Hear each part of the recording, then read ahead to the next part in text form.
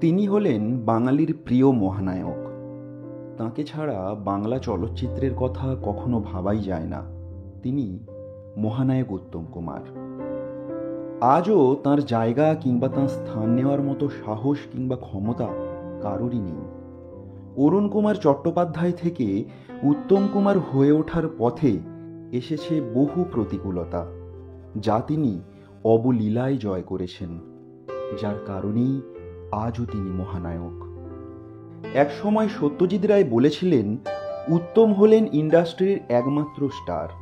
তখন যে ছবিতেই উত্তম কুমার হাত দিতেন সেটাই সুপারহিট। একের পর এক হিট জুটি, উত্তম সুচিত্রা, উত্তম সুপ্রিয়া কিংবা উত্তম সাবিত্রী। না তো অভিনয়ে খামতি রাখতেন, না তো আপোষ করতেন চরিত্রের সঙ্গে। মহান পরিচালক সত্যজিৎ রায়ের সঙ্গে কাজ করেছেন দুইটি ছবিতে। তবে আপনারা ভেবে অবাক হবেন যে অস্কার বিজয়ী পরিচালককেও একবার ফিরিয়ে দিয়েছিলেন মহানায়ক উত্তম কুমার।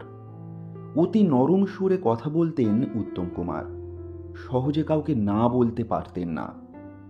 সত্যজিৎ রায়ের সঙ্গে কাজ করেছেন নায়ক এবং চিড়িয়াখানা ছবিতে, কিন্তু এর আগেও একবার নাকি উত্তম কুমারের কাছে প্রস্তাব নিয়ে গিয়েছিলেন সত্যজিৎ রায়।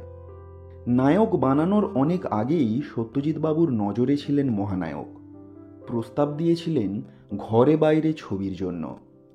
রবি ঠাকুরের উপন্যাসের উপর ভিত্তি করেই স্ক্রিপ্ট তৈরি করেছিলেন তিনি।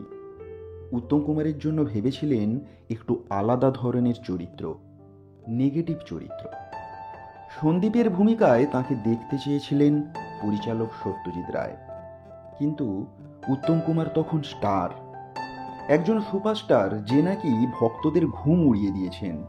তার পক্ষে সন্দীপের মতো নেগেটিভ চরিত্র করা বোধহয় সম্ভব ছিল না।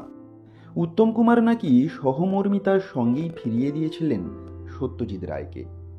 পরবর্তী সময়ে নেগেটিভ চরিত্রেও দাপটের সঙ্গে অভিনয় করে নিজের জাত চিনিয়েছিলেন মহানায়ক উত্তম কুমার।